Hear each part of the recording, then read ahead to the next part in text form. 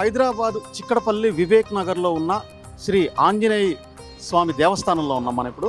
ఈ ఆలయానికి ఒక 100 సంవత్సరాల చరిత్ర ఉందని చెప్పి ఇక్కడ చెప్తూ ఉంటారు. ఆ వివరాలన్నీ కూడా మనం లోపలికి వెళ్ళి కొన్ని విజువల్స్ ద్వారా, కొన్ని వాళ్ళ మాటల ద్వారా మనం తెలుసుకుందాం.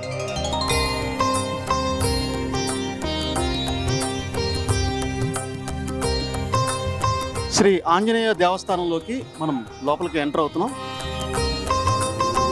ఓం నమో భగవతే వాయునందనాయ నమః.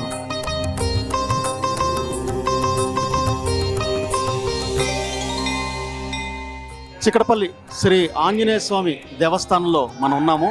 ఇక్కడ మనం చూస్తే కనుక ఆలయంలో స్వామివారు పర్వతాన్ని ఎత్తుతున్నట్టుగా మనకి ఇక్కడ కనిపిస్తోంది. ఇది స్వయంభూగా వెలిసినటువంటి ఆలయం అన్నమాట. ఈ ఆలయానికి 100 సంవత్సరాల కంటే ఎక్కువ చరిత్ర ఉందని చెప్తూ ఉంటారు ఇక్కడ వాళ్ళు. అలాగే ఆంజనేయ స్వామికి తమలపాకులతో కూడా ఇక్కడ అర్చనలు, పూజలు అవి జరుగుతూ ఉంటాయి. అలాగే ఆ కింద మనం చూస్తే ఆంజనేయ స్వామి గద పట్టుకుని ఉన్నారు. ఆయన ఉత్సవమూర్తి అన్నమాట. ఉత్సవాల టైంలో రథం మీద ఊరేగిస్తూ అలంకరించి స్వామివారికి పూజలు, కైంకర్యాలు అవి నిర్వర్తిస్తుంటారు. ఈ ఆలయంలో స్వయంభూగా వెలిసినటువంటి శ్రీ చిక్కడపల్లి ఆంజనేయ స్వామివారు అన్నమాట.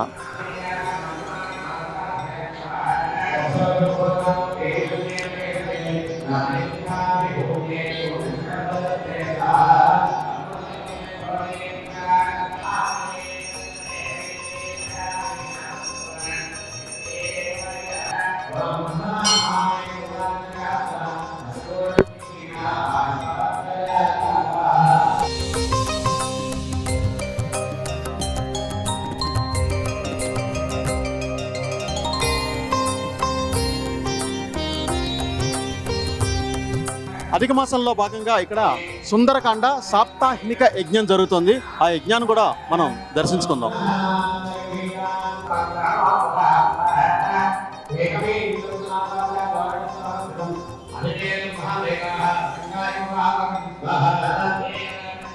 చిక్కడపల్లి ఆంజనేయ స్వామి దేవస్థానంలో అధిక మాసంలో భాగంగా ఇక్కడ సుందరకాండ మహాయజ్ఞం, హోమాలు ఇవన్నీ కూడా నిర్వర్తించడం జరుగుతుంది.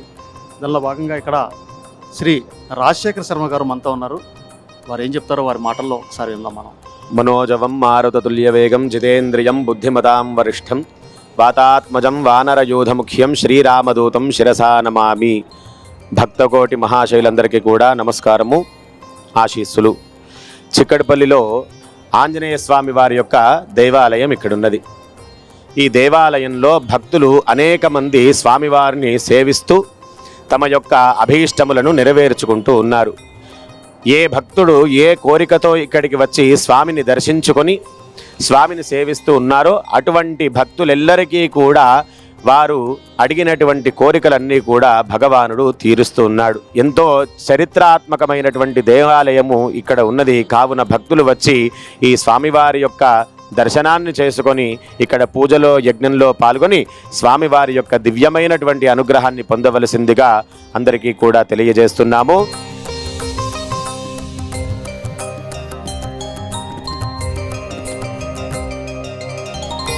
శ్రీ వల్లి దేవసేన సమేత సుబ్రహ్మణ్య స్వామి వారు ఇక్కడ వేంచేస్తున్నారు. పిల్లలు పుట్టని దంపతులు, అలాగే పెళ్లి కాని వాళ్ళు ఎవరన్నా ఉన్నా సరే ఇక్కడ వచ్చి పూజలు చేయించుకుంటే వారికి సంతానం కలుగుతారు, పెళ్ళిళ్ళు అవుతాయి.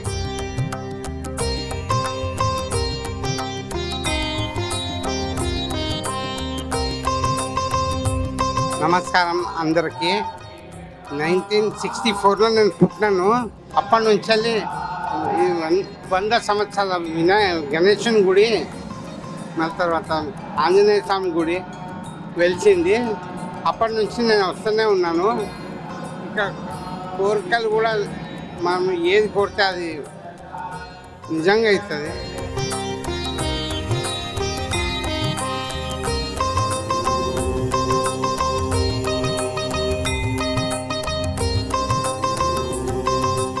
అందరికీ నమస్కారం. నా పేరు త్రినాథరావు అండి. నేను స్టేట్ బ్యాంక్ ఆఫ్ ఇండియాలో అసిస్టెంట్ జనరల్ మేనేజర్గా చేసి రిటైర్ అయ్యి నా విశ్రాంతి జీవితాన్ని అంతా కూడా ఈ స్వామి సేవలను, సంగీత సేవలను గడుపుతున్నటువంటి వాడిని. ఈ రోజున నేను మీకు మా చక్రపల్లిలో వెలసి ఉన్నటువంటి వివేకనగర్ ఆంజనేయ స్వామి దేవస్థానం గురించినటువంటి కొన్ని వివరాలు మీకు తెలియజేస్తాను. ఈ వివేకనగర్ ఆంజనేయ స్వామి దేవస్థానం ఈ చుట్టుపక్కల ప్రాంతాల్లో చాలా ప్రసిద్ధి చెందినటువంటి దేవస్థానం. దాదాపు శతాబ్ది చరిత్ర కలిగినటువంటి దేవస్థానం. గత శతాబ్దిలో చూస్తే నిజానికి ఈ ప్రాంతం అంతా కూడా పంట పొలాలతో నిండి ఉండేది. అప్పట్లోనే చిన్న ఆంజనేయ స్వామి విగ్రహం ఉండేది. తర్వాత దాన్ని భక్తులందరూ కలిసి చక్కగా దాన్ని వృద్ధిపరిచి ఈ రోజున ఈ అద్భుతమైనటువంటి స్థితికి తీసుకొచ్చారు. ప్రతి నిత్యము కూడా వందల కొద్ది భక్తులు వచ్చి ఇక్కడ వేయించేసినటువంటి దేవతామూర్తులన్నీ కూడా దర్శించుకుని పెడుతుంటారు. అదే పండుగ దినాల్లో అయితే ఈ సంఖ్య 1000 కూడా దాటుతూ ఉంటుంది. వివేకనగర్ ఆంజనేయ స్వామి దర్శనం చేసుకున్నంటే వారి యొక్క శని పీడలు తదితర గ్రహబాధలన్నీ కూడా తొలగిపోతాయని గట్టి నమ్మకము. పండుగ దినాల్లో అయితే అసలు కిటకిటలాడిపోతూ ఉంటుంది అన్నమాట. శివాలయాన్ని దర్శించే ముందుగా నందీశ్వరుని దర్శించుకోవాలని చెప్పి చెప్తూ ఉంటారు. అలాగే ఇక్కడ మనకి శివ ధ్యానం అని ఇక్కడ ఒక బోర్డు ఉంది. ఓం నమస్తేస్తు భగవాన్ విశ్వేశ్వరాయ మహాదేవాయ త్రయంబకాయ త్రిపురాంతకాయ త్రికాగ్నికాలాయ కాలాగ్ని రుద్రాయ నీలకంఠాయ మృత్యుంజయాయ సర్వేశ్వరాయ సదాశివాయ శ్రీ మన్మహోదేవాయ నమః. ఈ దేవాలయంలో బోర్డు ఉంది. ఇప్పుడు మనం శివుణ్ణి దర్శించుకుందాం. ఇక్కడ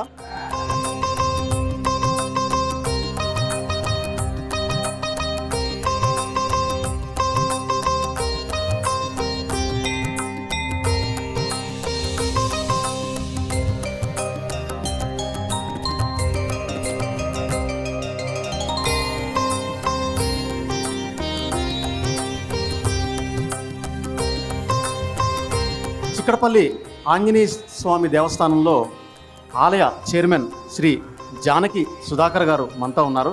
ఈ ఆలయం గురించి వారు ఏం చెప్తారో, ఇక్కడ ఎలాంటి కార్యక్రమాలు జరుగుతుంటాయో వారు వివరిస్తారు మనకి. నమస్కారం అండి. స్వతంత్ర టీవీ ఛానల్ వారికి మరియు వారి వ్యూవర్స్ అందరికీ కూడా శ్రీ వివేక్ నగర్ ఆంజనేయ స్వామి దేవాలయం రెనోవేషన్ కమిటీ దేవాలయం తరఫున మీ అందరికీ కూడా నమస్కారాలు తెలియజేసుకుంటూ ఉన్నాను. పిల్లలకి విద్యా బుద్ధులు దానికోసం ఇక్కడ స్వామివారిని సంకల్పం చేసి మా పిల్లలకి ఈ విధంగా ఇది డెవలప్మెంట్స్ కావాలి, మా పిల్లలు ఈ విధంగా ఉన్నత స్థానంలో ఉండాలి, మా పిల్లలు ఉన్నత విద్యను అభ్యసించాలి అని చెప్పి ఎంతోమంది ఇక్కడికి వచ్చి వారి విన్నపాలు స్వామివారికి తెలియజేసుకుంటడం జరిగింది. స్వామివారు ధర్మబద్ధమైనటువంటి ఏవైతే విన్నపం ఉందో వారి విన్నపాలని స్వామివారు అది చేస్తూ వారి సంకల్పాన్ని సిద్ధించేటటువంటి సంకల్ప సిద్ధి ఆంజనేయ స్వామి కూడా అంటారు దగ్గర. ఇక్కడ విద్యార్థులు నిత్యం వారు 108 ప్రదక్షిణలు చేస్తూ ఇక్కడ స్వామివారిని కొలిచి సివిల్స్లో టాప్ మోస్ట్ ఉత్తీర్ణులైనటువంటి విద్యార్థులు ఎందరో మన దేవాలయంలో ఇక్కడ విద్యార్థులందరూ కూడా ఉన్నత స్థానాలు పొందినటువంటి విద్యార్థులందరూ కూడా ఈరోజు వివిధ శాఖలలో రెవెన్యూస్లో కానివ్వండి, సెంట్రల్ గవర్నమెంట్లో కానివ్వండి, ఈ విధంగా డిప్యూటీ కలెక్టర్స్ అండ్ కలెక్టర్స్, ఇక్కడ ఎస్పీలు, ఐఏఎస్లు చదివినటువంటి వాళ్ళు విద్యార్థులందరూ కూడా అయ్యో వివేక్ నగర్ ఆంజనేయ స్వామి దగ్గరికి వెళ్ళాం మేము, ఇక్కడ మాకు ఆ స్వామి దగ్గర దీక్ష తీసుకొని మేము ఈ కార్యక్రమం చేసాం, మాకు స్వామి ఆశీర్వాదంతో ఈరోజు మేము ఉన్నతంగా ఉన్నాము అని చెప్పి వారు నమ్మి కొలిచిన వారికి కొంగు బంగారం స్వామివారు.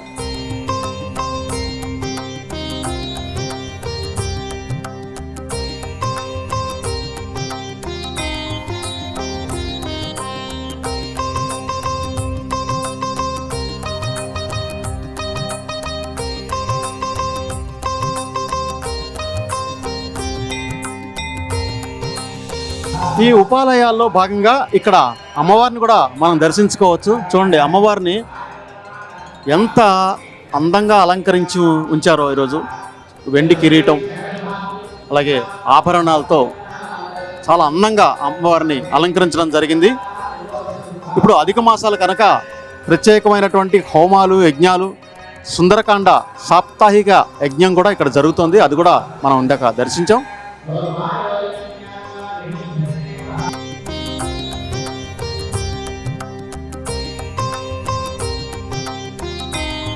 చిక్కడపల్లి వివేక్ నగర్ శ్రీ ఆంజనేయ స్వామి దేవస్థానంలో యొక్క ఎండోమెంట్ ఆఫీసర్ శ్రీ దేవనాథం గారు మనతో పాటు ఉన్నారు.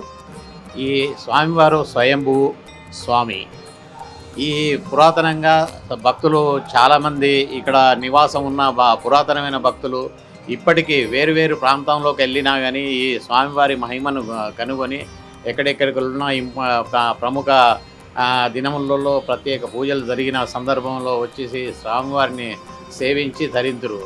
రామ కళ్యాణము, హనుమాన్ జయంతికి వారు ఎక్కడ ఫారిన్లో ఉన్నా కానీ వాళ్ళు మెయిల్ ద్వారా లేకుంటే ఆన్లైన్ ద్వారా వాళ్ళ మొక్కుబడులు చెల్లించి కోరికలు నెరవేర్చుకొని వాళ్ళ స్వామివారి గోత్రనామాలు సంకల్పించుకొని ఉంటారు.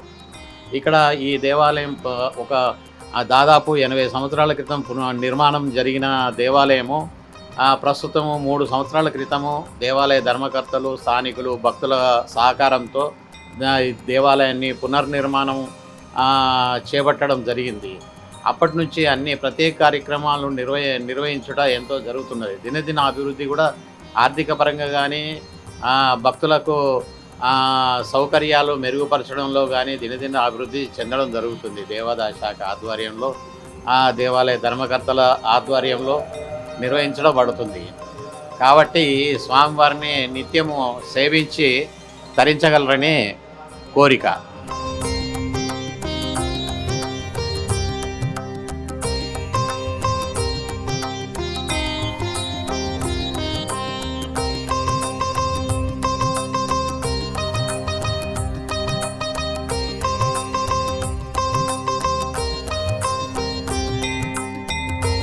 ఈ ఉపాలయాల్లో ఇక్కడ నవగ్రహాలు కూడా ఇక్కడ ఏర్పాటు చేశారు. ఇక్కడ ఆలయ దేవస్థానం వాళ్ళు, అది కూడా మనం ఇక్కడ చూడొచ్చు.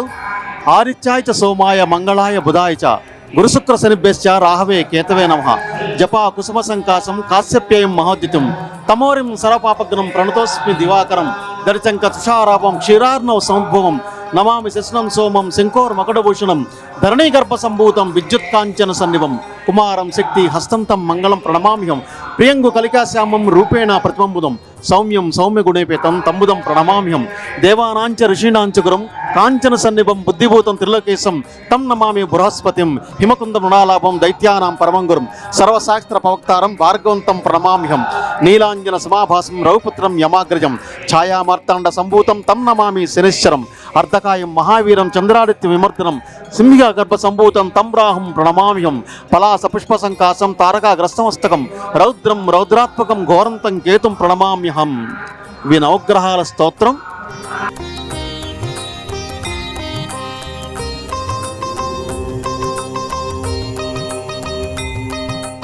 ఇప్పుడు హైదరాబాదులో ఉన్న పురాతన ఆలయాల్లో ఇదొకటి. ఇది మేదీపట్నంకి అతి సమీపంలో ఉన్న అట్టాపూర్ అనే గ్రామంలో ఉన్నాం మనం. ఇక్కడ సుమారుగా మేదీపట్నానికి 3-4 కిలోమీటర్ల డిస్టెన్స్లో ఉంటుంది ఈ గుడి. ఈ గుడి విశేషాలు ఏంటన్నవి మనం ఒకసారి చూద్దాం.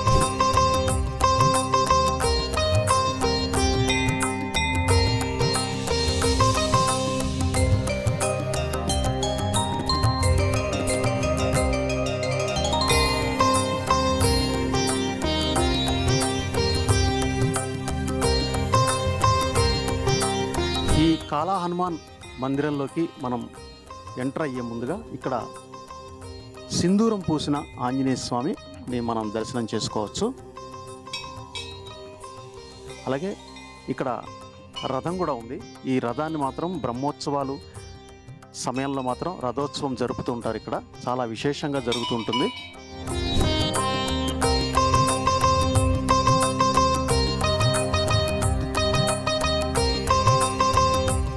ఇది ఎంత పురాతనమైనటువంటి ఆలయం అంటే మనం ఇక్కడ చూస్తున్న విజువల్స్లో. అలాగే ఇక్కడ ధ్వజస్తంభం కూడా మనకు కనబడుతుంటుంది. ఈ ధ్వజస్తంభం ఏంటంటే సాధారణంగా మనం చాలా గుళ్ళల్లో చూస్తుంటాం. ధ్వజస్తంభం ఇత్తడితో చేసింది ఉండి, లేదంటే దానికి బంగారపు రేకుని తాపడంగా పెడుతూ ఉంటారు. అలా కాకుండా ఇక్కడ రాతితోనే చేసిన ధ్వజస్తంభాన్ని మనం ఇక్కడైతే చూడొచ్చు.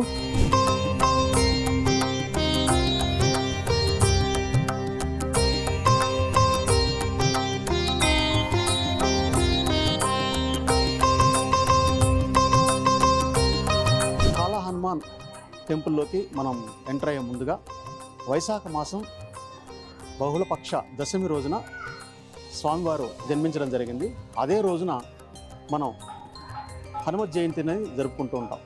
మామూలుగా హనుమత్ విజయోత్సవం, హనుమత్ జయంతి రెండు తేడా ఉందన్నమాట. ఎందుకు అంటే హనుమత్ విజయోత్సవం అంటే లంకలో దహనకాండ అంతా అయిపోయిన తర్వాత ఏదైతే హనుమంతుడు మళ్ళీ శ్రీరాముడి చెంతకు చేరాడో అది విజయోత్సవంగా మనం భావిస్తాం. అలాగే విజయోత్సవం తర్వాత హనుమత్ జయంతి అనేది వస్తుందన్నమాట. వైశాఖ మాసం బహుళపక్ష దశమి రోజున మనం జరుపుకుంటుంటాం. అదే ఆంజనేయ స్వామి వారి యొక్క జన్మ తిథి అనమాట.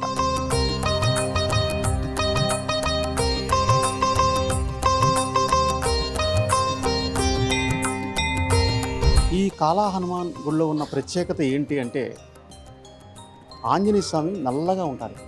ఇలా నల్లగా ఉండడానికి కారణం ఏంటంటే మిగతా ఆలయాల్లో ఆంజనేయ స్వామికి సింధూరం పూస్తారు.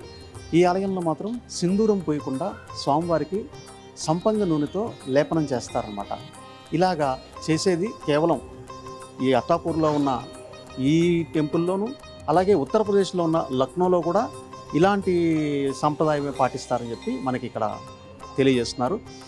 ఆంజనేయ స్వామికి ముఖ్యంగా తమలపాకులతో దండ వేస్తారు. ఇది కేవలం ఆంజనేయ స్వామికి మాత్రమే ఈ తమలపాకు దండ అనేది ఉంటుందన్నమాట. ఎందుకు అంటే దీనికి ఒక చరిత్రలో చిన్న కథ ఉంది. దానికి రాముల వారు పంపించిన తర్వాత ఆంజనేయ స్వామి సీతమ్మ వారిని వెతుక్కుంటూ లంకకి చేరిన తర్వాత లంకలో సీతమ్మ వారిని గుర్తించి ఆవిడతో మాట్లాడి రాముల వారి సందేశాన్ని ఆవిడికి చేర్చిన తర్వాత సీతమ్మ వారు ఎంతో సంతోషించి ఒక తమలపాకు ఉంటే అక్కడ ఆంజనేయ స్వామి చేతిలో పెట్టిందంట. అది మహాప్రసాదంగా భావించి ఆంజనేయ స్వామి వారు ఎంతో సంతోషించారంట. అందు గురించి ఆంజనేయ స్వామికి అప్పటి నుంచి కూడా తమలపాకు దండని వేయడం అనేది ఆనవాయితీగా అయింది. అది అందరూ పాటిస్తుంటారు. భక్తులందరూ కూడా తమ కోరికలు తీర్చుకోవడానికి 41 రోజులు దీక్ష చేస్తూ ఉంటారు. ఆ దీక్షలో భాగంగా స్వామివారికి తమలపాకులతో దండ కూడా వేసి అలంకరిస్తుంటారు అన్నమాట.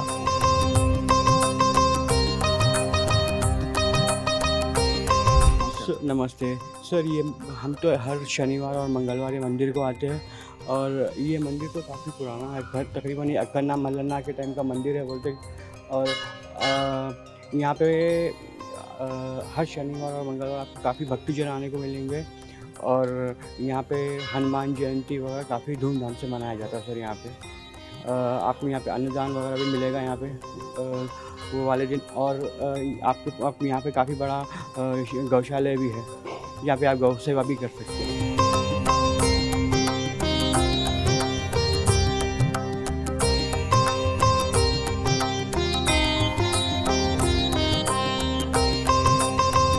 ఇక్కడ మనం చూస్తే ఇదే ఆలయంలో నందీశ్వరుడు, అలాగే ఇక్కడున్న శివలింగం మనం దర్శించుకోవచ్చు.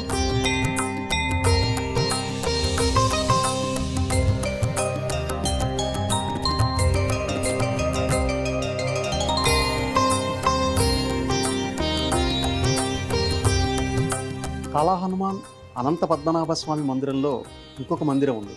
ఇదేంటంటే మహాలక్ష్మి అమ్మవారు అన్నమాట. ఆ అమ్మవారిని కూడా మనం ఒకసారి దర్శించుకున్నాం.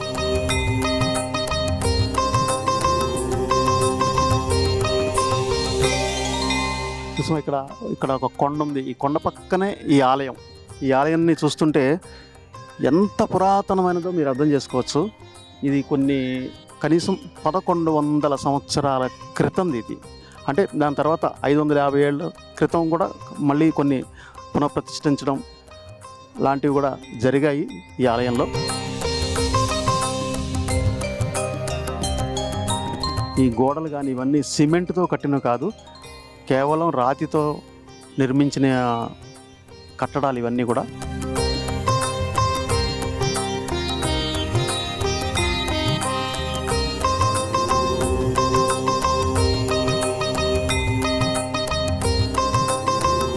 శ్రీ అనంత పద్మనాభ స్వామి ఆలయంలో ఉన్నాం మనం ఇప్పుడు. ఈ ఆలయాన్ని అక్కన్న మాదనలు అంటే తానీషా ప్రభుత్వంలో అప్పుడు మంత్రులుగా పనిచేసేవారు అక్కన్న మాదన్న. వాళ్ళ హయాంలో ఈ ఆలయాన్ని పునరుద్ధరించారని చెప్పి మనకి ఇక్కడ చరిత్ర చెప్తుంది. అలాగే ఇక్కడ మనం చూస్తే శ్రీ వెంకటేశ్వర స్వామిని మనం ఇక్కడ దర్శనం చేసుకోవచ్చు. అలాగే ఇంకొక మందిరంలోకి వస్తే ఇక్కడ శ్రీ భగవత్ రామాంజుల వారు ఇక్కడ ఉన్నారు.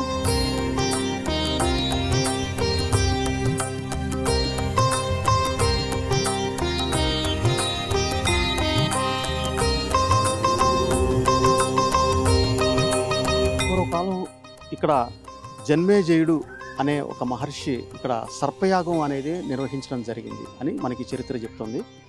ఆ సర్పయాగం నిర్వహించిన అనంతరం ఈ పుష్కరిణి ఇలా ఏర్పడింది. దాని తర్వాత కాలక్రమేణా కూడా ఇది ఎప్పుడూ ఎండిపోలేదు. ఎంతో పురాతనమైనటువంటి ప్రాచీనమైనటువంటి ఆలయం ఇది. ఈ ఆలయంలో ఎంతో ఉపాలయాలు కూడా ఉన్నాయి. పక్క శివుడు, అలాగే మహాలక్ష్మి అమ్మవారు, అనంత పద్మనాభ స్వామితో పాటుగా కాళా హనుమాన్, ఇలాగా చాలా ఉపాలయాలు కూడా ఇక్కడ ఈ ఆలయంలో ఉన్నాయి.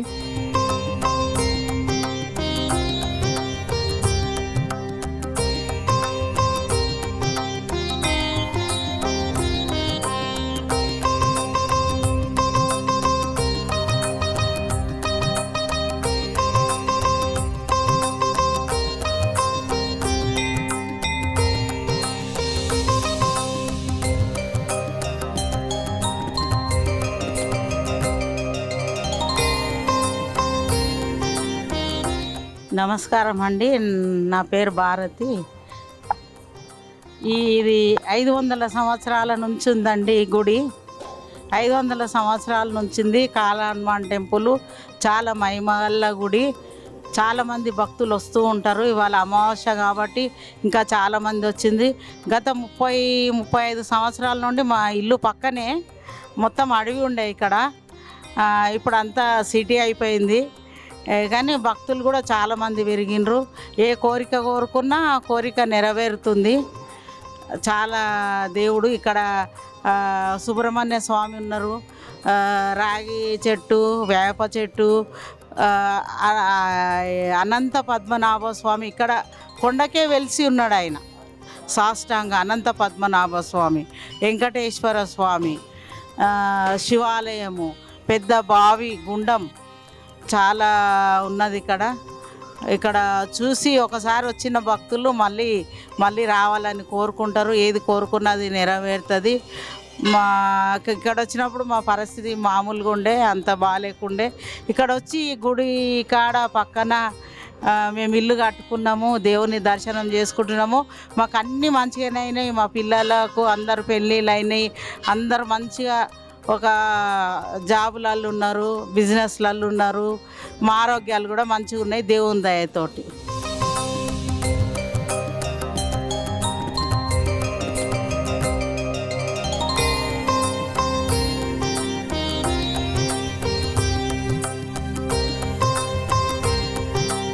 ఈ అనంత పద్మనాభ స్వామి గుళ్ళో చాలా పెద్ద గోశాల ఉంది. సుమారుగా 650 గోవుల కంటే ఎక్కువ ఇక్కడ ఉన్నాయి. దీన్ని సంరక్షించే శ్రీధర్ గారు మనతో పాటు ఉన్నారు. వారి మాటల్లో ఏందో. జయగోమాత. నా పేరు కోటి శ్రీధర్. నేను టీటీడీ గో సంరక్షణ మెంబర్, ఆల్ ఇండియా గోరక్షల జనరల్ సెక్రటరీ నేను.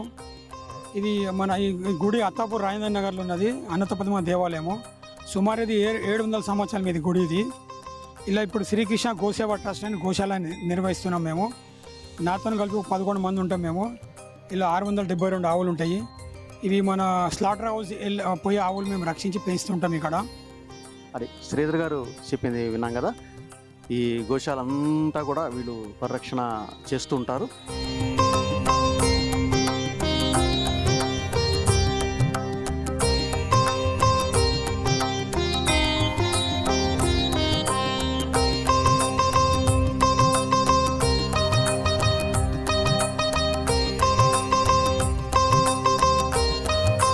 ఈ అనంత పద్మనాభ స్వామి గోశాలలో ఇక్కడ మనతో పాటు యాదగిరి ఉన్నారు, వెటర్నరీ అసిస్టెంట్. ఈయన ఈ గోవుల యొక్క ఆరోగ్యాన్ని సంరక్షించే వ్యక్తి ఈయన. ఇక్కడ ఆయనతో ఒకసారి మాట్లాడదాం మనం. నమస్తే, నా పేరు యాదగిరి. యాక్చువల్గా ఈ శ్రీకృష్ణ గోశాలకు వచ్చేసి వేరే స్టేట్ల నుంచి కానీ ఇక్కడ తీసుకోవడం జరుగుతుంటుంది. ఆ యొక్క తీసుకొచ్చిన ఎనిమల్స్ని వెహికల్లో గాయపడడానికి ఇక్కడ తీసుకొచ్చినప్పుడు మనం ట్రీట్మెంట్ చేస్తాము. ట్రీట్మెంట్ చేసిన తర్వాత ఒకవేళ మ్యాక్సిమం చాలా ఎనిమల్స్ లెగ్ ఫ్రాక్చర్ కావడం కానీ, చర్మం లేచిపోవడం కానీ, అదే బండిలో డెలివరీ కావడం కానీ, ఇలాంటి ఎనిమల్స్ ఎక్కువ రావడం జరుగుతుంటుంది. ఈ యొక్క ఎనిమల్స్ కూడా వచ్చిన వెంటనే దానికి ట్రీట్మెంట్ చేసి ఆ యొక్క ఎనిమల్స్ రక్షిస్తాము. దాదాపు ఇక్కడ 8 సంవత్సరాల నుంచి వర్క్ చేస్తున్నా దాదాపు వందలాది గోవులను రక్షించడం జరిగింది. ఇది ఈ యొక్క స్థల పురాణ కార్యక్రమంలో ఈరోజు మనం కాళా హనుమాన్ మరియు శ్రీ అనంత పద్మనాభ స్వామిని మనం ఈరోజు దర్శించుకోవడం జరిగింది.